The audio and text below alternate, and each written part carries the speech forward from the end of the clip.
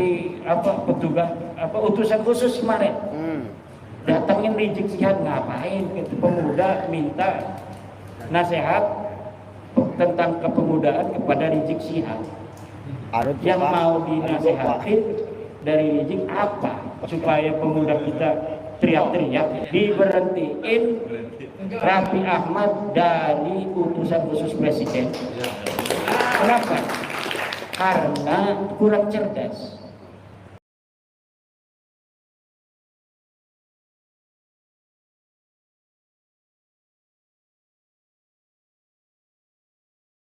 Buah tesis yang telah terbantahkan itu sudah tidak bisa lagi dihusnudoni. Bagaimana kita husnudon aja sih Abah? Katanya bumi ini datar, buktinya kita tidak melayang-melayang, tidak jatuh, ini ada di bumi. Tidak bisa bos. Karena apa? Karena kesimpulan ilmiah bahwa bumi ini bulat sudah zahirun bayyinun la yuraddu, yang tidak bisa ditolak lagi. Sama bumi bulat itu dengan kesimpulan Balawi bukan cucu Nabi yang tidak mungkin bisa dibantah lagi. Yang masih nerima akan terbantah sendiri oleh dirinya sendiri, hanya nunggu waktu. Nunggu kecewa aja sedikit ditempeleng sama Balawi, dia akan sadar. Atau dia motornya dipinjem nggak dikembaliin lagi, langsung itu saya ikut Kiai Madudin. Tinggal begitu aja. Hanya butuh sedikit kecewa untuk Muhyiddin, insya Allah akan sadar. Hanya butuh sedikit kecewa saja. Dalil tidak ada. Innaka la tahdi man ahbabta walakinnallaha yahdi man yasha. Nabi Muhammad kurang apa? Beliau adalah orang yang sangat dikasih Allah, Habibullah. Habib asli itu Rasulullah itu. Tapi tidak semua manusia di dunia mengikuti Rasulullah. Apalagi model Imaduddin Usman yang katanya kecilnya aja tahu, katanya sama Imad itu. Iya kecilnya tahu, saya kecil dulu sih. Kalau saya langsung besar nggak bakal ada orang yang tahu saya kecilnya gimana. Orang saya kecil dulu, manusia betul-betul terlihat oleh sekampung saya. Al-kreseku ya'lamuni, al-kreseku ya'rifuni, watangrangu ya'lafuni. Nggak bisa saya itu menutupi diri saya dari orang Kresek, dari orang Tangerang. Karena seluruh orang Kresek Tangerang tahu saya. Nah, ini masalahnya. Ini kita harus banyak tantangan ini Abah Setu ini. Tapi bisa nggak Kiai dikaitkan dengan ayat tadi, wa mayyat tabi'u aktsaruhum illa dzanna inna dzanna la yugni minal haqqi syai'a. Dan itu kan Allah berkata tidak boleh kita itu kebanyakan manusia itu hanya hidup dari don. Sementara don itu kata Allah tidak berbeda, la yugni minal haqqi syai'a. Berkata selanjutnya wallahu alimun di situ. Berarti harusnya pakai ilmiah kan seharusnya. Ya itu kan perintah Allah sudah jelas. Jelas kan itu. Allah sudah jelas memerintahkan bahwa seluruh manusia itu tidak boleh mengikuti sesuatu yang dia tidak tahu. Itu berarti dibutuhkan ilmu. Iya. Innallaha alim. Di dalam Quran tadi yang disebutkan apa itu iyattabi'una illa dhanna wa in hum illa yahrusun. Mereka hanya ngira-ngira saja. Itu. Sedangkan kebenaran itu bukanlah ngira-ngira. Dia butuh bukti dan butuh dalil. Dalilnya ada atau tidak ada. Kalau dalilnya sama sekali tidak ada, misal memang di abad keempat ketika Ahmad bin Isa itu hidup, sama sekali nggak ada kitab yang ditulis, sama sekali nggak ada yang ngomong Ahmad bin Isa. Abad ke-5 nggak ada yang ngomong Ahmad bin Isa punya anak berapa, abad ke-6, abad ke-7, 8 tidak ada. Baru tuh itu masih 50-50 tuh kalau ada orang ngaku-ngaku di abad ke-9. Tapi ini mah di abad 3-nya ditulis Ahmad bin Isa itu. Anaknya ditulis, di abad ke-4 anaknya ditulis, Ahmad bin Isa-nya ditulis, abad ke-5 Ahmad bin Isa ditulis, anaknya ditulis, abad ke-6, ke-7, ke-8 semuanya ditulis. Tidak ada ubed di sana. Di abad 9 baru ada ubed, katanya anak Ahmad bin Isa. Udah jelas itu bohongnya. Tapi kunaon masih aya nu percaya. Husnudon teh. Iya, husnudon. Iya, la ibrata bil dzannil bayyini khata'uhu. Tidak boleh dzan itu digunakan lagi apabila jelasnya salahnya sudah jelas. Ini salahnya sudah jelas. Kita misalnya nyangka Abah Setu itu tadinya asli Bekasi. Namanya dzan ya boleh aja tinggalnya di Bekasi. Abah Setu Bekasi. Asli abdi mah. Karena abdi teu nyaho. Pas ngobrol jeung Abah Setu tah di kelompok abdi aslina cenah ti Sukabumi. Atuh teu meunang deui abdi ngomong ka jelma bahwa Abah Setu ieu aslinya Sukabumi, aslina Bekasi. Teu meunang deui kumatak naon teu meunang. Kumatak abdi geus nyaho elmuna langsung ti Abah Setu. Teu bisa husnudon deui. Teu bisa husnudon deui. Lamun tadina abdi can nanyakeun langsung ka Abah Setu, kumatak Abah Setu ayana di Bekasi, abdi don bahwa Abah Setu ieu asli Bekasi. Teu naon-naon ngaranna gadon. Tapi ketika Abah Setu sudah ngomong saya aslinya dari Bekasi, dari Sukabumi, mantan dewan, masya Allah. Berarti sekarang sudah tidak boleh lagi kita ngomong Abah Setu orang Bekasi asli lahir di sini. Kalau sekarang ya orang Bekasi. Kalau sekarang udah asli Bekasi. Kenapa asli Bekasi di sini? Ya tinggalnya di sini, istrinya orang sini. Bukan. Berarti udah al-muhajir dong. Al-muhajir, Abah Setu al-muhajir ila Bekasi.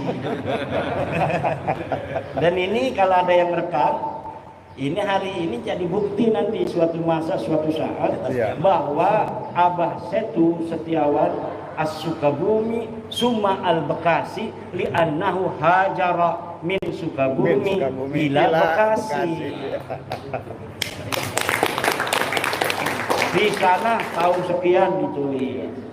Nah, ini nanti sekarang sudah terpilih ini Abah Setu sebagai ketua baru dari PWILS Jawa Barat. Saya berharap adanya keterpilihan dari Abah Setu ini akan membawa semangat baru bagi Jabar, dan tolong ini yang baru 13 kabupaten supaya jadi minimal 20 kabupaten dalam waktu 6 bulan. Jadi tugas dari saya sebagai ketua karateker tim pemilihan ketua PWLS Jabar yang hari ini sudah konklusif bahwa Abah Setu sebagai ketua Jabar memohon kepada ketua terpilih dan jajaran nanti agar dalam waktu 6 bulan dari 27 kabupaten kota ini 20 kabupaten sudah terbentuk PWLS demi tanah Pasundan. Karena ini lagi banyak tantangan iya di Pasundan, Bekasi, lautna aya nu ngajual cenah mager, aya nu mager di Tangerang aya eta, di Bekasi aya, di Tangerang 360 bidang laut disertifikat, di Bekasi 250 hektar laut disertifikat. Ini udah luar biasa ini. Apa tujuan mereka itu ya? Ingin laut dikuasai. Apa lebih murah dia itu ya? Kalau beli di Bekasi kan mahal itu di Bekasi tanah. Tapi di Tangerang kan masih murah itu tanah. Tapi mereka mau juga di laut. Padahal itu PIK 2 dia sudah beli tanah itu di mulai Kosambi sampai ke Muncung itu ribuan hektar tanah darat.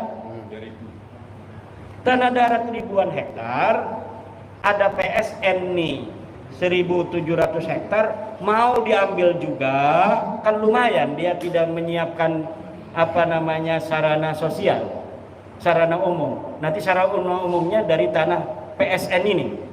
Jadi dia ini aji mumpung Dia beli tanah ribuan hektar, tapi nanti dia tidak menyiapkan wisata untuk umat, untuk masyarakat dari tanah dia yang dia beli. Tapi dia fasilitas sosialnya, pasum dan pasosnya itu nanti dari PSN itu, tanah rakyat, tanah asli dari masyarakat Tangerang itu. Nah ini pinter, makanya jadi pengusaha itu kudu pinter. Cuma sayang, ini dia sudah beli ribuan hektar di sawah itu, di darat, PSN di tengah itu dikuasai, laut juga mau dikuasai. Dan ini yang hari ini kemudian memicu gejolak di Tangerang. Nah, kalau menteri-menteri yang sekarang sih mungkin dia tidak ikut, tapi menteri dulu ngegeber-geber gitu. Luar biasa. Bupati yang zaman dulu ikut-ikutan ngegeter-geter ini, Bupati Bekasi Bupati Tangerang, sekda segala macam ini. Nah ini tantangannya banyak Jawa Barat. Ya, menteri-menteri ya secara bil jumlah sih banyak yang bagus, tapi banyak juga yang masalah. Dari anak buah Pak Prabowo ini, Pak Prabowo-nya kan luar biasa, semangatnya anti penjajahan, kita harus menunjukkan jati diri bangsa. Tapi beberapa menterinya ada yang bermasalah. Menteri petugas utusan khusus kemarin datangin Rizik Syihab, ngapain itu pemuda minta nasihat tentang kepemudaan kepada Rizik Syihab. Yang mau dinasehatin dari Rizik apa? Supaya pemuda kita teriak-teriak. Ini Raffi Ahmad ini perlu tinjau ulang. Kalau bisa ya diberhentiin aja itu. Diberhentiin Raffi Ahmad dari utusan khusus presiden. Kenapa? Karena kurang cerdas.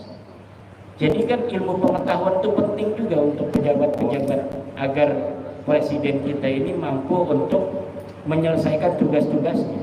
Nah kalau utusan khususnya menteri pembantu-pembantu ini kurang cerdas, langkah-langkahnya ini kurang cerdas, ya nanti akan menghambat presiden. Ada yang menghina tukang es, ada yang menghina tukang es teh, masalah buat presiden.